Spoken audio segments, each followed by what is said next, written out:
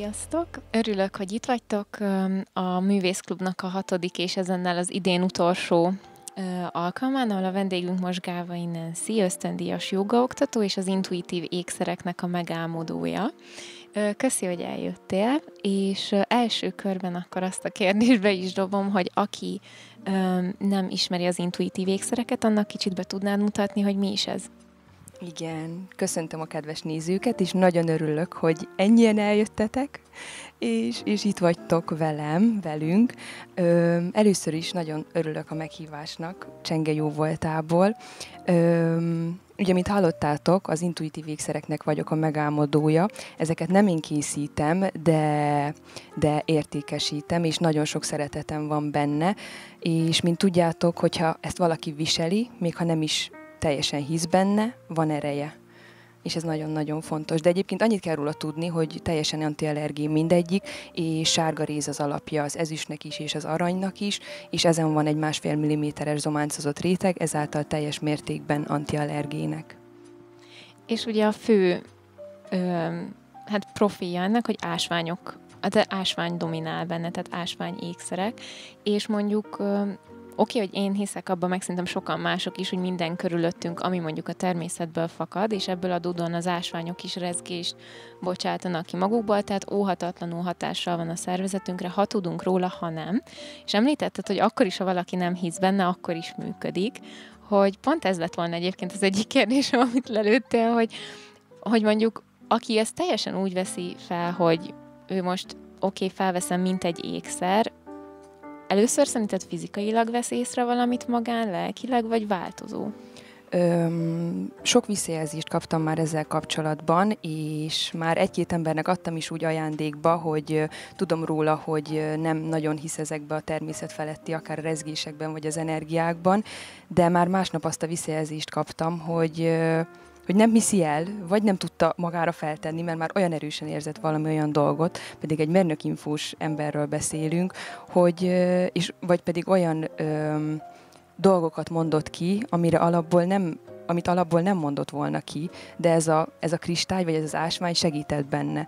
Úgyhogy fontos, hogy valaki higgyen benne, de még ha nem is hisz, és azáltal, hogy belenéz a tükörbe, vagy valaki azt mondja neki, hogy milyen szép és milyen jól áll, már az nagyon sokat segít, hogyha egy pozitív visszajelzést kap, és ez hatással van az életére.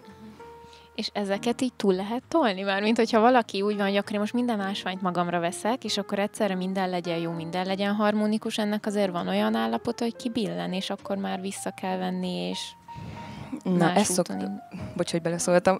Ez szokott lenni egyébként, ezért is ez a neve, hogy intuitív ékszerek, hogy amikor az ember felvesz egy ásványt, akkor megérzésből vegye azt fel, és ne azért, mert valaki azt mondja neki, hogy ezt hordania kell, mert attól függetlenül, hogy benne van a horoszkópja, vagy ajánlott neki valamelyik ásványt, hogy ez nagyon jó, hogyha hordja. Én mégis azt mondom, hogy az a legfontosabb, hogy ő mit érez legbelülről, mert attól függetlenül, hogy valaki leírt valamit, vagy ő úgy gondolja, nem biztos, hogy az rá olyan hatással lesz. De én azt mondom neki, hogyha ő úgy érzi, felvet akár többet is, ugyanúgy tud benne ragyogni, ha valaki csak egy kisebbet válasz, mint ahogy te is azt tetted, és nem vagyunk egyformák, ha te attól érzed magadat jobban, és az, amit neked jól esik, akkor csináld. Igen, ez a választás úgy volt, hogy megláttam az a legnagyobbat, a legfényesebbet, és hát most hogyan választ, nem tudom, mindenki egóból, nekem az kell, és így nem éreztem magamhoz közé, és így a legkisebbet elvittem, hogy ez olyan, mint én, ilyen kis pici, és így, hogy említetted az intuíciót, azért ez szerintem nehéz, jó lehet az ásványokban könnyű intuitívan választani, már vonz, meg van egy kép, amit tudsz választani, hogy ez tetszik, ez nem tetszik.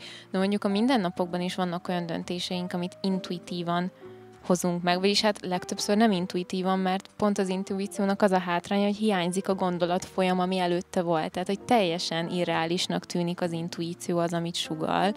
Hogy szerinted mondjuk, aki alapvetően ilyen dolgokban elkezd figyelni arra, hogy most intuitívan választok egy kávézóban italt, vagy intuitívan választok egy ékszert, az ki tudja nőni magát, hogy akár nagyobb életdöntésekbe is tud erre valaki hallgatni? Hát ezt ilyen piciben nem biztos, hogy el tudja kezdeni, én azt mondom, de hogyha az életében több olyan dolog is előjön, ami visszagondolva, hogy de jó, hogy ezt hoztam meg, ezt a döntést, pedig teljesen a komfortzónámon kívül volt, és utána, hogyha az ember belép erre a most már közhely, de spirituális útra, vagy nevezhetjük holisztikus életszemléletnek, de az életünk része is ugye ettől létezünk és ettől élünk. Nagyon fontos, hogy az ember hallgasson erre a belső hangra, még hogyha nagyon sokszor a komfortzónán kívül esik, vagy valakit esetleg megbánt ezzel, vagy úgy érzi, hogy határt kell a saját érdekeinek szabnia, ezért nagyon fontos, hogy hallgassunk rá. És neked mondjuk a jóga oktatás is egy ilyen intuitív döntés volt? Hát én úgy gondolom, hogy az életünket valamilyen szinten mi irányítjuk, de nagyban nem. Úgyhogy én úgy gondolom, hogy ebben segítettek, hogy ezt az utat válasszam. Nekem volt egy nagyon nehéz időszakom, amit a párom végig kísért, és mellettem állt, meg még szerintem voltak itt még páron, akik segítettek ebben, de a jóga segített abban is, az egész életszemléletem ezáltal változott meg, és ezt nagyon nagyban köszönhetem ennek az egész mindennek, ami mögöttem van. És mi volt az első élményed a jógával? Tehát mondjuk a városodban elmentél egy órára, megtetszett, ki tudod kapcsolni, vagy hogyan figyeltél fel erre? Na, ez nagyon érdekes volt. Voltam itt Egerben egy jóga órán, mert ugye én testnevelő tanárként tanultam, és ott lehetett szabadon választani, akkor kipróbáltam, de már ott is azt éreztem, hogy ez mintha hogy én ezt máshogy csinálnám. És tök érdekes volt, hogy én tudnám máshogy csinálni, de még akkor ugye benne van az ember a buliban, meg nem ezeken gondolkozik, csak a jelenben van, mint a gyerekek.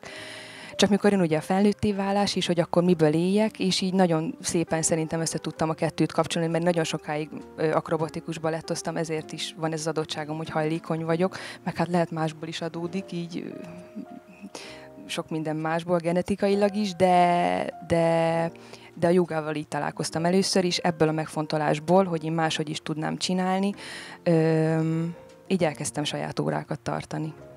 És tényleg máshogy csinálod, mert annak, aki nem tudja, szintén egy bemutatásra lesz szükség, hogy air jogát tartasz, ami azt jelenti, hogy ezeket a különböző pózokat, vagy ászanákat a levegőben egy ilyen hammock, ugye jól mondom, abban hajtjuk végre, voltam is egy órádon, és nagyon játékos. Úgy így azt éreztem, hogy felszabadító, és hogy azon kívül, hogy mondjuk nekem ez a egyéni véleményem, hogy úgy éreztem magam, mint egy gyerek, de így jó értelemben, hogy a jelenbe rakott, teljesen kitisztult egyébként a tudatom tőle, meg amikor a végén így beburkolózol ebbe az anyagba, az egész olyan, mint egy ilyen magzati állapot, hogy velem semmi rossz nem történhet, én itt ringok éppen, tehát hogy így semmi nem érint meg, ami a külvilágban van.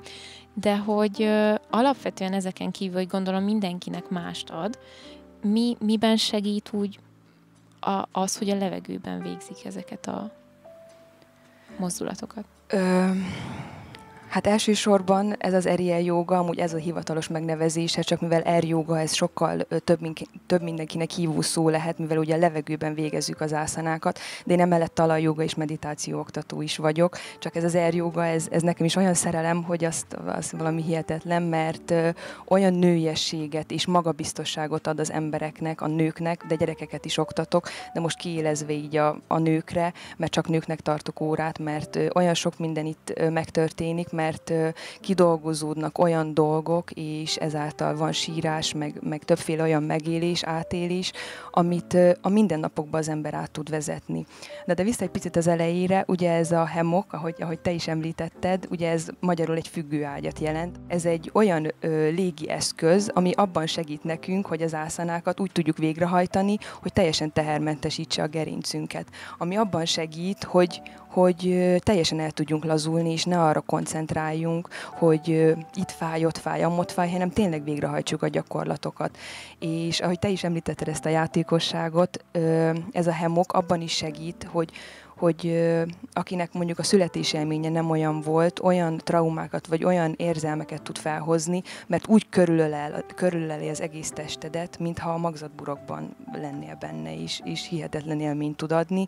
Ugye én is császárral születtem, és még biztos van ezzel dolgom, mert én nagyon sokáig bujkáltam bele mindenbe, ezt nagyon meg tudja erősíteni, fura érzések, de hogy itt a hammockban... Hogy érted, hogy bujkáltál bele mindenbe? Nem mondom el inkább. Jó. De hogy ilyen, biztos van sok mindenkinek olyan fura érzése, hogy úgy valami nincs belőle, nem is az, hogy kidolgozó, csak olyan tudatalatti dolgok feljönnek belőle, aztán mikor az ember úgy nagyobb lesz, elkezd családállításra járni, vagy többféle ilyen dologgal szembesül, akkor úgy rájön, hogy na, ezt akkor ezért csináltam, meg akkor ez nem is az enyém, csak valakitől hozom. És ezek nagyon, nagyon érdekes dolgok. De visszatérve, nagyon ajánlom az Eriel jogát, mert nagyon sokban tud segíteni, mind a kondíciódba, mind az életed kihívásaiban.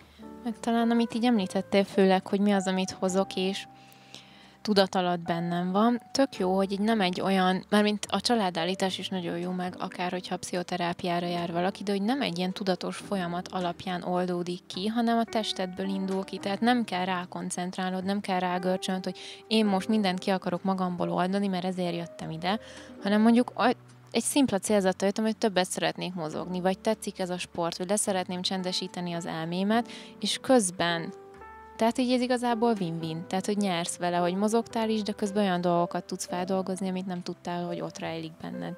Igen, mert ugye nagyon sokan inkább testi dolgok miatt jönnek hozzám, hogy szeretnének hajlékonyabbak lenni, vagy szeretnék csak kipróbálni, aztán ahogy elkezdenek járni, ugye a fizikai testük is megerősödik, és utána, amikor leküzdötték ezt a fizikai síkon lévő mindenféle nehézséget, utána jön az, hogy lelki és szellemi szinten is bele tudod magadat engedni úgy, hogy hagyod, hogy ezek a traumák, meg mindenféle olyan dolog, ami nem biztos, hogy a tiéd, azok elkezdjenek apránként kioldódni. Nagyon sok vendégem már azóta olyan radikális változások következtek be az életébe, ami teljes mértékben mondanám, hogy az Eriel jogához, de hozzánk köthető, mert több jogatábort is tartottunk már, és ott olyan dolgok feljönnek, amiket nem biztos, hogy mi irányítunk, de mi csatornázzuk le. Úgyhogy ezáltal segítünk az embereknek, úgy gondolom. Meg ahogy így test és lélek kapcsolatára kicsit rátér, vagy én amikor, nem tudom, korábban tanultam a buddhizmusról, meg jártam huzamosabb ideig jogára, még annó Pesten, akkor találkoztam először azzal a fogalommal, hogy ez a majom elme, vagy majom tudat, hogy igazából olyan a tudatod, vagy a modern embernek, mint hogy egy ketrecbe zárt majom, és igazából ugrálsz gondolatról gondolatra, de még mindig egy ketrecen belül bezártság érzésben, és teljesen elszabadultan gondolkozol magadról, vagy ilyen az elméd, vagy tudatod. Biztos, hogy pontosabban és specifikusabban is meg lehetne ezt határozni, de hogy én alapvetően ezt éreztem, amikor nagyon szorong az ember, nagyon sokat stresszel, és nem tud egy helyre fókuszálni, vagy semmire se fókuszálni, egyszerűen csak létezni, és a jelen pillanatban lenni, hogy nekem talán ezt adta, amit te is mondasz, hogy oké, a testük erősödik, de mi az, ami benned megváltozik, hogy nekem például a fordított testhelyzetek az soha nem fog menni, vagy jó, ezt így nem határozom meg magamnak, de hogy nem megy.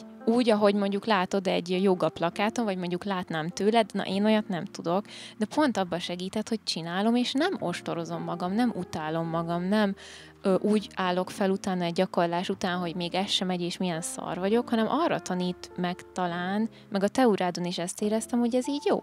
Tehát, hogy az, ahogy én csinálom, az így elég jó, jól érzem magam, mert nem erőltetem túl a testemet, és nem akarok olyan dolgot magamra erőltetni, amire valószínűleg tudati szinten nem állok még készen, ezért nem tudom fizikailag megvalósítani.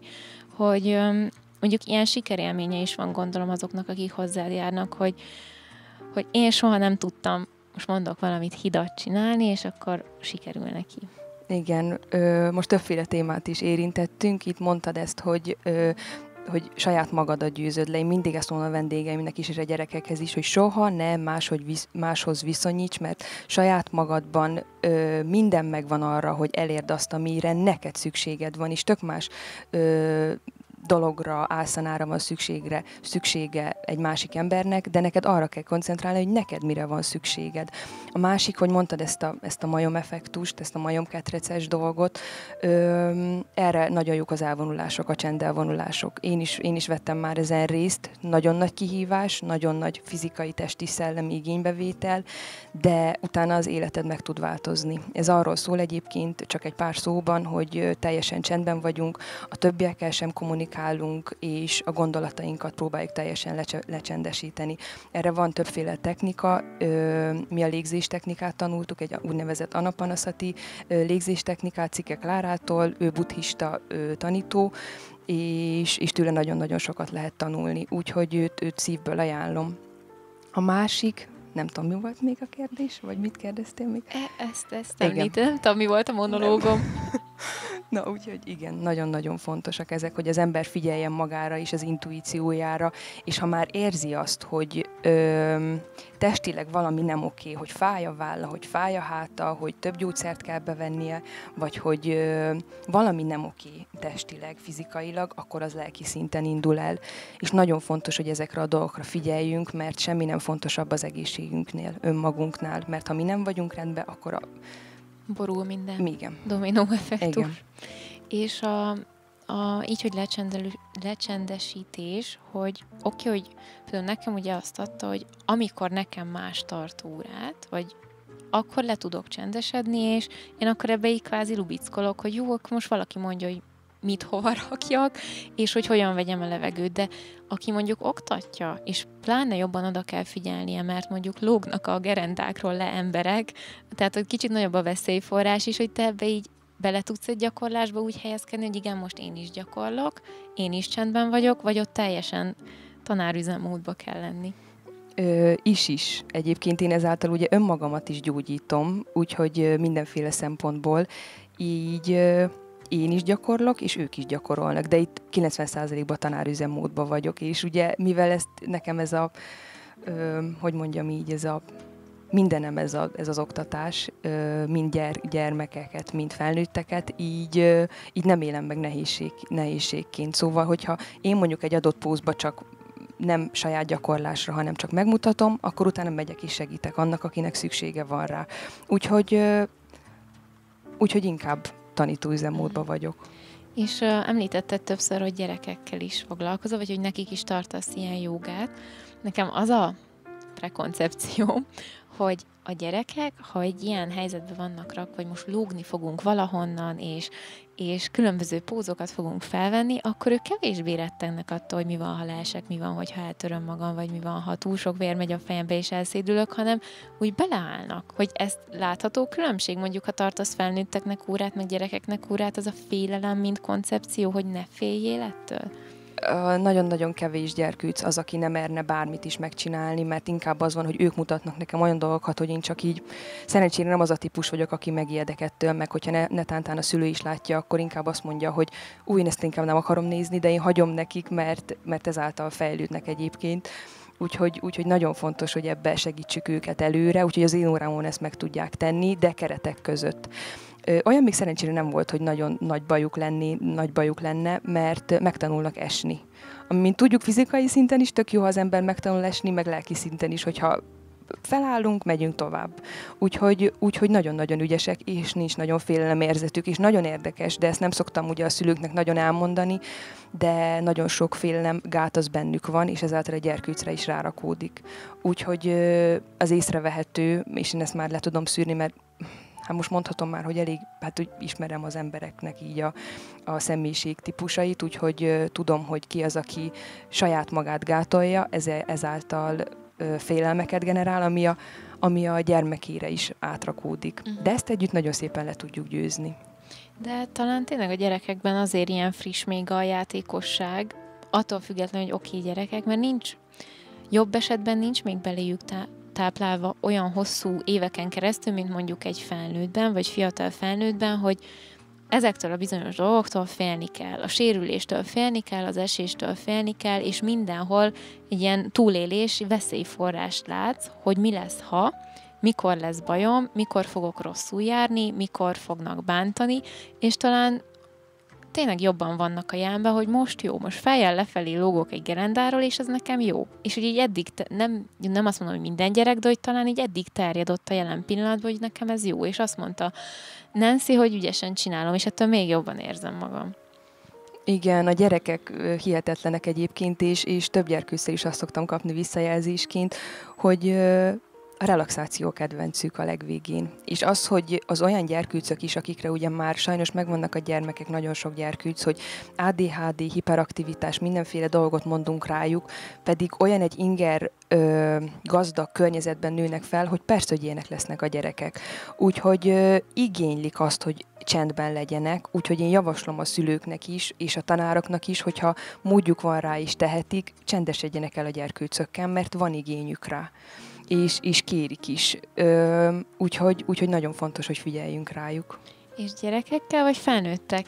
Gyerekeknek vagy felnőtteknek szeretsz jobban órát tartani? Ha választani kell, nem muszáj, csak kíváncsi vagyok, hogy...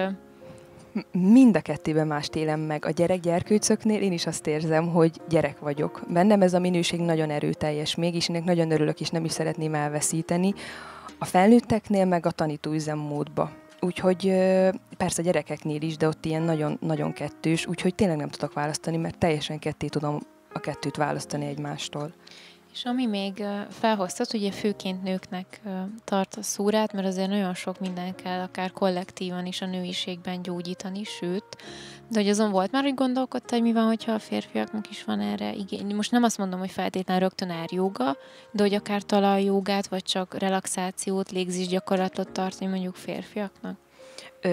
Erre ugye Egerben vagyunk többen is így jogaoktatók, úgyhogy többféle lehetőség is van. Én kifejezetten nőkre vagyok így úgymondva specializálódva, én férfiakat nem is oktattam, kivéve Portugáliában. Ott voltam kint jogaoktatóként, de valahogy azt a minőséget szerintem van bennem elég, mármint úgymondva szoktunk erről beszélgetni több barátnőmmel is, ezt a férfi minőséget, hogy nekem ezt nem kell úgy érzem gyakorolni, mert ez a határozottság, ez megvan bennem, úgyhogy ezt a minőséget ezt átadom másnak, hogy mert van elég lehetőség. És milyen volt az élményed Portugáliában? Ott sokkal másabb volt, nem tudom, hogy másabbnak érződik-e ott jogát oktatni, hogy ott milyen emberekkel találkoztál, hogy van-e valami, ami annyira, most nagyon idézőjelben és nagyon jól értse mindenki, ami annyira magyar, hogy itt például belefutsz hasonló akár traumákba, vagy olyan tudatszintekbe, ami jellemző, vagy te sokszor találkoztál vele, és ott meg mondjuk valami más problémába? Ott ugye nem sok időt töltöttem kint, de ott kezdtem. Úgyhogy úgy nem tudtam még akkor összehasonlítani, de az biztos, hogy ugye ott angol kellett oktatnom, és ott nem visszatérő vendégeim voltak, mert ott csak hetente nyaraltak inkább az emberek. Úgyhogy ma mint heti szinten voltak ott. Egy-két olyan vendégem volt, aki visszajáró vendég, de ott azt vettem észre inkább, mert én Portugália azon részén voltam, ahol inkább ez a bulizós negyed volt, ha lehet így mondani, úgyhogy nem az a szellemiségi emberek voltak, akik jobban bele tudtak volna mélyülni a jogába. Én ezt vettem észre.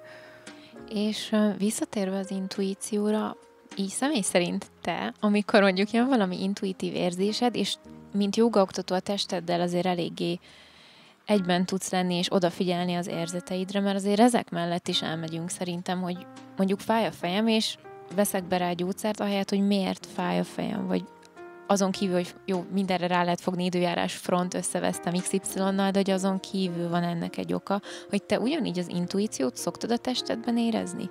Vagy remeg valami a gyomrodban, vagy bármi érdekes érzeted van? Nagyon érzem már a testemben, hogy mi az és ez inkább a határszabásnál van az, hogy megéreztem volt egy nyáron egy olyan élményem, egy úgynevezett túlélő tábor, ahol megtapasztaltam azt az érzést, és hogyha mármint ezt a határszabást, hogy mire mondom azt, hogy nem, és mire mondom azt, hogy igen, hogy szerintem kellenek az embernek olyan radikális, pozitív vagy negatív élmények, hogy utána belső hangára tudjon hallgatni, hogy igent mond rá, vagy nemet mond rá. Mert én inkább erre tudnám amúgy kiélezni, mert a minden életszakaszpuszunkban rengeteg döntés van. És ez határozza meg, hogy kik vagyunk. Nem az határoz meg, hogy én ki vagyok, hanem hogy ülök a széken. De igazad van. Úgyhogy nagyon érdekes dolgok ezek. Meg főleg azért, hogy a testtel való kapcsolódás, mondjuk oké, hogy én hasonlóak vagyunk, meg én ebben hiszek, de egyébként én is sok olyan emberrel találkozok, amikor elkezdem mondani, hogy mit tudom én, Azért fáj a lábam, mert most nem voltam hajlandó, vagy azért fáj a térdem, mert az a kicsit az alkalmazkodás, meg a meghunyászkodás is. Tehát, hogy így elkezdem ezeket így felni, és akkor így ülnek, hogy hát jó, vagy csak fáj a térded. Tehát, hogy ez a kettő opció szokott lenni, de amikor elkezd az ember a testével kapcsolódni, akkor van egy olyan is, hogy felfigyelsz, hogy mi az, ami tényleg jól esik. Hogy egyébként akár az étkezésekre is lebontva, hogy napi 3-szor kell étkezni, XY-t kell enni, ne egyél húst, hogy olyan sok, tehát az, hogy a testedre figyelsz, az ma már szerintem kulcsfontosságú, mert eszméletlen sok információ kering körülöttünk, és én például nagyon hajlamos vagyok arra, hogy mindenből felveszek egy kicsit, és akkor megpróbálom elsajátítani, és akkor majd így nagyon tökéletes lesz az egészségem, amikor meg egyértelműen tudom azt az egyet, ami bevált, és nekem jól működik. És erre van is egy élményem, amikor jogát gyakoroltam, hogy azt mondta az oktató, hogy most vegyünk fel egy pózt, de olyat, ami nincs benne az ászanák könyvében, mert ha mi esik most jól.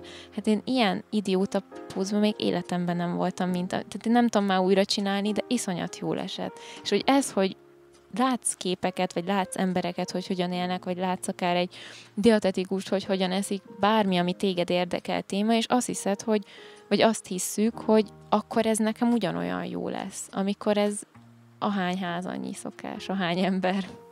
Pontosan, és teljesen egyetértek egyébként ezzel, mert nagyon fontos, hogy kiderítsd, hogy neked mire van szükséged, mert már tényleg annyiféle hír, meg étkezési szokás, mindenféle olyan dolog zúdul ránk, mind marketingfogásból, mind minden szempontból, hogy nagyon fontos, hogy kiszűrd, hogy te mi az, ami te vagy, és mi az, amire neked szükséged van, és ha úgy érzed, hogy te szeretnél enni húst, akkor egyél. Ha szeretnél, nem tudom én, meginni egy vodkafröccsöt, akkor igyál meg egy vodkafröccsöt, bármit. De aki ugye, szerintem aki már nagyon hallgat a belső hangjára, meg a megérzéseire, nagyon, nagyon jól tudja, hogyha nem kell az egyik utat választani, vagy a másikat, mert van egy arany középút. Úgyhogy nagyon fontos, hogy ezt az ember megtalálja, és pontosan azért hoztam fel ezeket a dolgokat, mert nekem is volt olyan az élet szakaszomban, hogy nagyon megvontam magamtól azokat a dolgokat, amiket előtte folyamatosan hedonista életként éltem, és most van az év, hogy megadom magamnak azokat a dolgokat, mind fizikailag, mind mindenhogy, hogy jól érezzem magamat a testemben. Igen, meg én egy könyvben olvastam, hogy van ez hát az volt az állítása az alkotónak, hogy nem az árt, amit csinálsz, hanem ahogy gondolkodsz róla.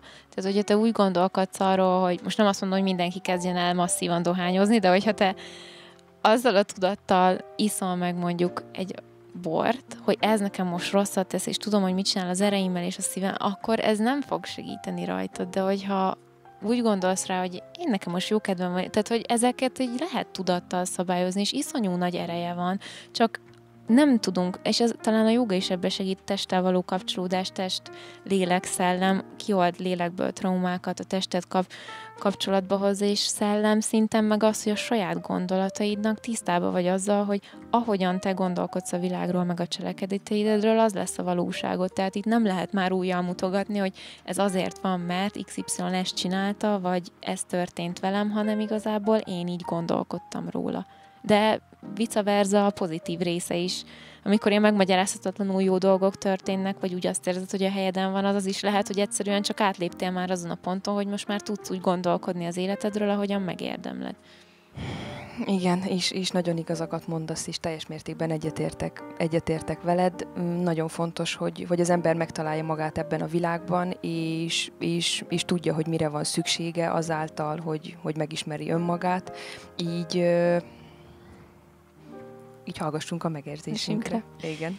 És még egy utolsó kérdés így a végére, hogy most milyen terved van még? Most úgy érzed, hogy a jogával így kiteljesedtél, vagy van most, ami felé így kacsingatsz, hogy szívesen csinálnád? Ha publikus, nem publikus.